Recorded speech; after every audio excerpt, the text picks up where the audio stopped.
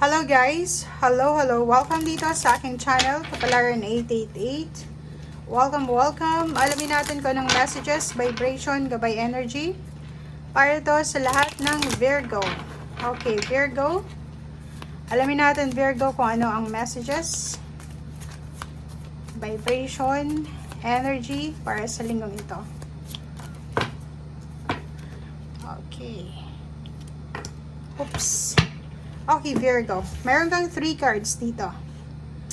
Okay, walk away, express your individuality in business venture. Okay, Virgo. Nakikita ko sir dito na itong unang barahang ito is medyo toxic siya. Kasi posibleng maraming mga tao sa paligid mo na parang alam mo yon, sinusulsulan ka ba? May urge dito eh, 'di ba? Parang may mga tao sa paligid mo na sinasabi sa iyo na, "Oy Virgo, yung relationship mo ay hindi maganda. Oy Virgo, yung mindset mo ay hindi maganda. Oy Virgo," parang gano'n, yung parang minamanipulate ka. And sa linggong ito, siguro na realize mo na kailangan mo nang umalis, mag-walk away sa mga unhealthy situation, relationship, habits, or hobbies, or mindset, or kano pa man. And, i-enjoy yung bagong pinto ng new beginnings. So, ang nakikita ko sir dito, pwedeng currently may relationship ka na marami siyang bisyo, or medyo toxic yung behavior niya.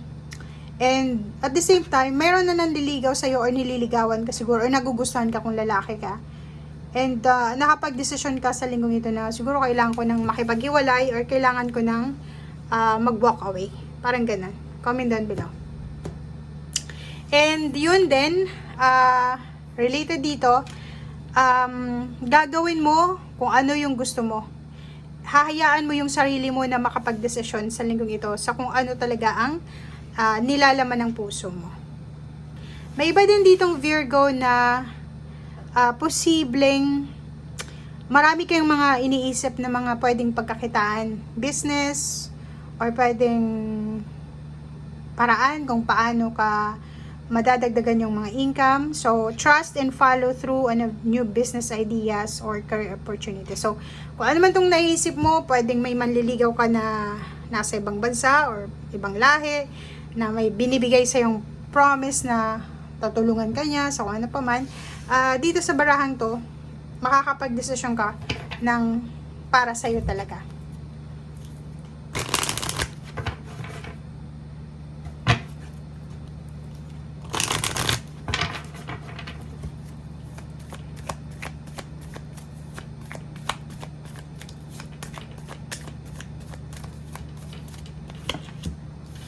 Okay, persistence.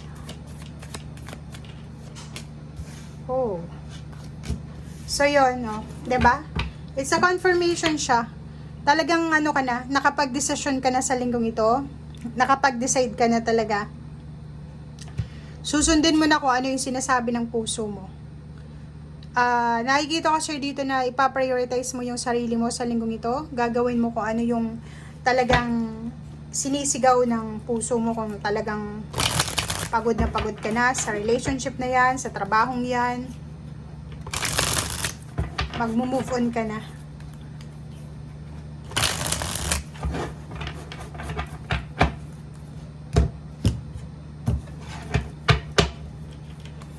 Okay, first card natin, 'di ba? May bagong relationship dito, may mag-o-offer sa iyo ng bagong relationship, or pwedeng may mag-o-offer sa iyo ng freedom. So, if ever man may asawa ka, may live-in partner, may mag-o-offer sa iyo ng freedom para makaalis ka diyan sa toxic na relationship or work or kano pa man.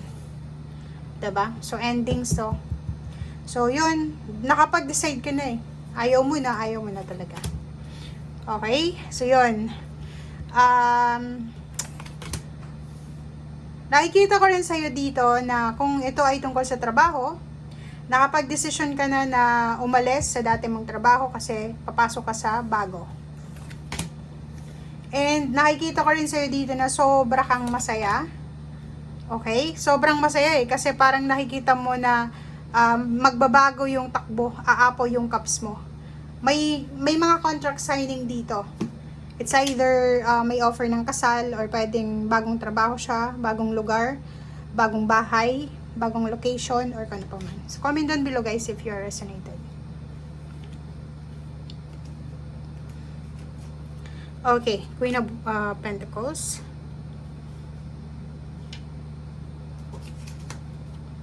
Ang galing na ito, oh. Pera.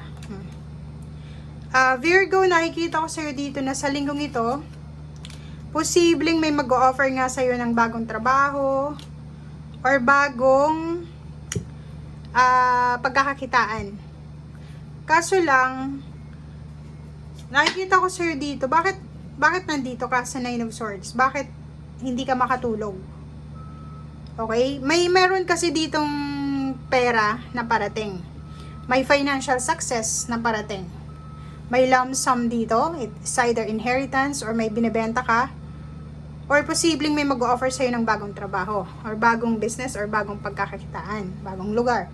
Kaso lang, medyo off siya, kasi may perang parating, may mahahawakan kang pera, may matutupad na pangarap mo sa usaping pera, pero may malungkot dito. Ano ba to? So, pwedeng relationship yan, related dito. Pwedeng may asawa ka, may ka-live-in partner ka, and bigla kang na-in-love sa isang tao na financially stable siya, and binigyan ka niya ng pag-asa na aalisin ka niya sa toxic na relationship, and hindi lang relationship yung i-offer niya sa'yo, kundi financial success. 'Di ba? Ang tingnan mo yung ino-offer mo dito, ay ino-offer niya sa'yo, it's either business, money, and since sawang-sawa ka na pagod ka na sa kahirapan, siguro tatanggapin mo siya. Kaso lang, may masasaktan ka.